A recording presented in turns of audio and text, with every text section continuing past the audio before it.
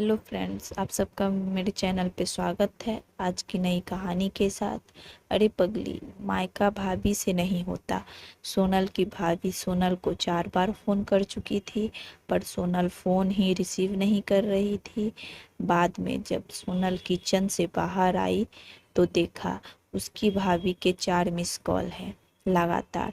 यह देखकर वह घबरा गई, क्योंकि उसकी भाभी को पता होता है कि अगर सोनल 2 बार में फ़ोन नहीं उठाती है तो इसका मतलब यही है कि वह अपने काम में व्यस्त है और या फिर फ़ोन से दूर है। अब सोनल का मन घबरा रहा था, क्योंकि भाभी के 4 फ़ोन लगातार आने से उसे टेंशन हो गई थी। क्योंकि सोनल की मम्मी की तबीयत इन दिनों ठीक नहीं चल रही थी।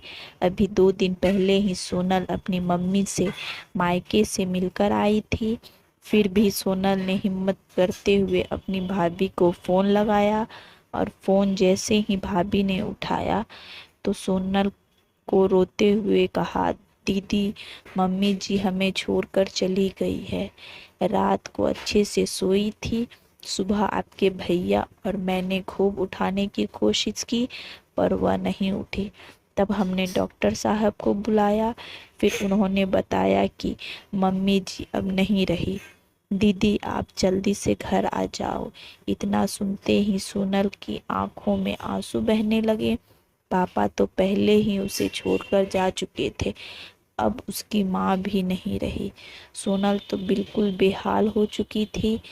अब सोनल ने रोते रोते यह बात सक्षम, उसके पति को बताई, तो सक्षम ने उसे संभाला और उसे जल्दी से कार में बिठाकर मायके ले गया। सोनल जैसे ही अपने घर पहुंची तो अपनी माँ के शरीर को देखकर उससे लिपट गई और खूब रोई। आखिर में सक्षम ने उसे किसी तरह समझाया और माँ का अंतिम संस्कार किया। सारे विधि विधान होने के बाद भी सोनल की रुलाई रुकी नहीं रही थी। उसे माँ की बहुत याद आ रही थी। तब सोनल की मौसी ने उसके आंसू पोंछे और उसे संभाला और कहा, सोनल बेटा, ऐसे दुखी मत हो। दीदी नहीं रही तो क्या हुआ, मैं हूं न तेरी मौसी। मेरा घर भी तेरा मायका है। तेरा जब मन करे तब आ जाना अपनी मासी के पास। वैसे कहते भी तो है मौसी मतलब माँ जैसी। बेटी, मैं तेरा दर्द समझ सकती हूँ, क्योंकि तेरे पिता तो पहले ही तुझे छोड़कर जा चुके थे और आज दीदी भी चली गई। कहते हैं ना कि माँ के जाने के बाद तो लड़कियों का मायका ही छूट जाता है। यह भाभी तो बस दुनिया को दिखाने के लिए नाम का रिश्ता होता है, क्योंकि मायका तो माँ से ही होता है।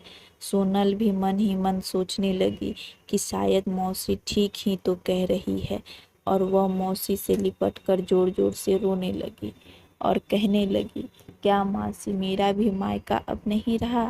तभी सोनल की भाभी दूर बैठी दोनों की बातें सुन रही थी। पहले तो भाभी ने सोनल को चुप कराया और फिर उसे दिलासा दी। फिर भाभी ने मौसी से कहा कि मौसी जी, आपने ऐसे कैसे कह दिया कि मायका केवल माँ से ही होता है। मैं मानती हूँ कि माँ का स्थान कोई नहीं ले सकता, लेकिन अभी दीदी के भैया भाभी जिंदा है, और जब तक हम दोनों, दीदी का मायका हमेशा बना रहेगा। मैं पूरी कोशिश करूँगी दीदी को मम्मी जी की तरह प्यार और सम्मान देने की, और दीदी जब चाहे तब यहाँ आ सकती है। यह घर कल भी उनका था, आज भी है और कल भी रहेगा। मौसी जी, मैं भी एक बेटी हूँ और मेरा भी मायका है, और मैं अच्छे से जानती हूँ कि हर बेटियों के लिए मायका कितना महत्वपूर्ण होता है। मौसी जी, आप दीदी को अपने घर जरूर बुलाइए, पर उन्हें अपने भैया भाभी के प्यार से दूर मत करिए।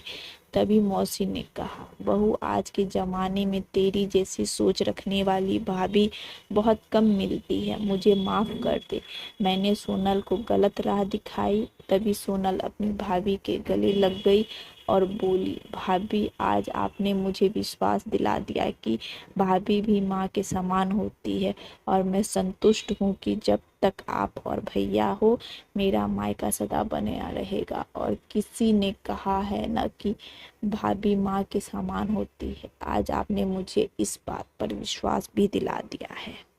आपको ये स्टोरी कैसी लगी कमेंट्स करके ज़रूर बताएं।